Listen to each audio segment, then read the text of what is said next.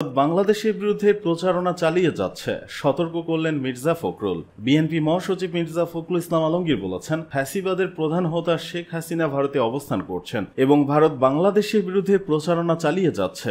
এটা বলতে আমার কোনো দ্বিধা নেই। এ বিষয়ে সকলকে সতর্ক থাকা উচিত বলে আমি মনে করি, না হলে জাতি হিসেবে আমরা অনেক বড় বিপদের সম্মুখীন হব। বিএনপি মহাসচিব বলেন, এখনো যে প্রবণতা শুরু হয়েছে বাংলাদেশে, এই যে অর্জন, এই অর্জনকে ধ্বংস করে দেওয়ার জন্য সুনির্দিষ্টভাবে কিছু ব্যক্তি বা কিছু লোক তারা চেষ্টা করছে। এখানে ultimately heavy towards the design again. আমি এই ব্যাপারে সকলকে সতর্ক হওয়ার আহ্বান জানাবো। আমরা আরেকটা বিপর্যয় গ্রহণ করতে পারি না এই মুহূর্তে। রাজনৈতিক দল নিষিদ্ধ করার প্রশ্নে মির্জা ফখরুল বলেন, আরেকটা রাজনৈতিক দলকে নিষিদ্ধ করার ব্যাপারে আমি মনে করি যে মতামত দেওয়া সমীচীন নয়, কারণ এই মতামত দেবে জনগণ। কে রাজনীতি করবে আর কে রাজনীতি করবে না, এবং নির্বাচনে যারা জনগণের কাছে খারাপ হয়ে যাবে তারা বাতিল হয়ে যাবে অথবা পার্লামেন্টে সিদ্ধান্ত নেবে। তিনি বলেন, আমি গণতান্ত্রিক একজন ব্যক্তি। আমি বিশ্বাস করি যে কোনো রাজনৈতিক দল নিষিদ্ধ করার বিষয়টা কোনো রাজনৈতিক দলের নয়, এটা জনগণের দায়িত্ব।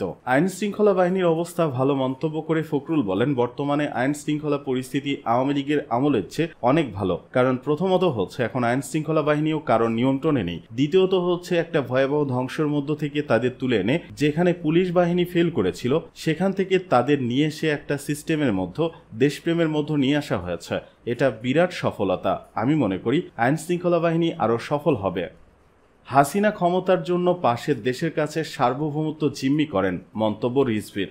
শেখ হাসিনা সরকারের আমলে ভারতের সঙ্গে করা সব চুক্তি প্রকাশ করতে অন্তর্বর্তী সরকারের প্রতি আহ্বান জানিয়েছেন বিএনপির সিনিয়র যুগ্ম মহাসচিব রুহুল কবির রিজভী। তিনি বলেছেন, শেখ হাসিনা শুধু নিজের ক্ষমতাকে ধরে রাখার জন্য বাংলাদেশের স্বাধীনতার সার্বভৌমত্ব জিম্মি করে দিয়েছিল পার্শ্ববর্তী দেশের কাছে। এখন জনগণের একটাই দাবি, শেখ হাসিনা 2009 সাল থেকে 5 আগস্ট পর্যন্ত যত চুক্তি করেছেন সেই চুক্তিগুলো অন্তর্বর্তী সরকার প্রকাশ করুক। তিনি দেশের কত বড় ক্ষতি করে গেছেন তার প্রমাণ তো আমরা দেখতে পাই বলে মন্তব্য করেন রিজভী। শেখ হাসিনাকে উদ্দেশ্য করে রুহুল কবির রিজভী বলেন, শেখ হাসিনার মতো একজন রক্তপিপাসু নরঘাতক একনায়কের আর এই দেশে ক্ষমতায় পুনরুদ্ধারের কোনো সুযোগ নেই। আপনি শিশুদের রক্ত পান করা একজন রক্তপিপাসু নারী। আপনি যে পাপ করেছেন, যে হত্যা লীলা চালিয়েছেন, এর জন্য হয় আল্লাহর কাছে মাপ চান, না হলে শয়তানের মতো চিরদিনের জন্য অভিশপ্ত হয়ে থাকবেন। বিএনপির এই মুখপাত্র বলেন, আদানি নামে ভারতের একটা কোম্পানি তার সঙ্গে বিদ্যুতের চুক্তি করেছে। এটা অত্যন্ত অসম চুক্তি, অত্যন্ত অন্যায় চুক্তি।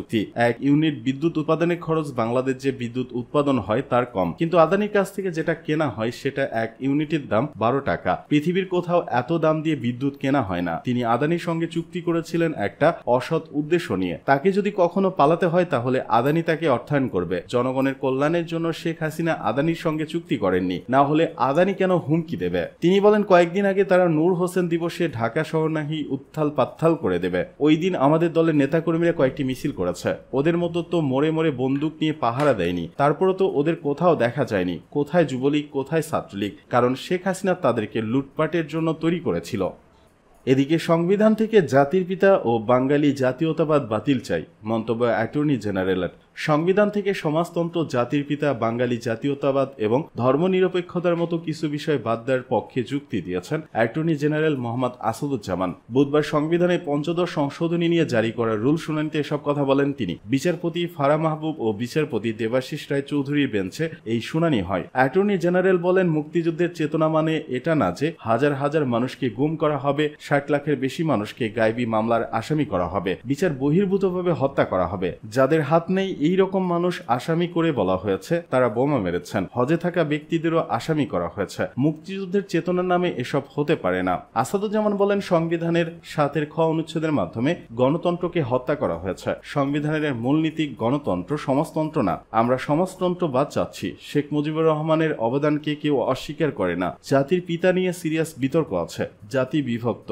দেশ স্বাধীন হওয়ার পর তৈরি করা সংবিধানে জাতির পিতা ছিল না। এটি ৫ম সংশোধনীতে ঢোকানো হয়েছে, জোর করে চাপিয়ে দেওয়া হয়েছে, এমন করা হয়েছে। তার বিরুদ্ধে কথা বললেই রাষ্ট্রদ্রোহ হবে। তাকে জাতির পিতা বলা সংবিধানের স্পিরিটের পরিপন্থী।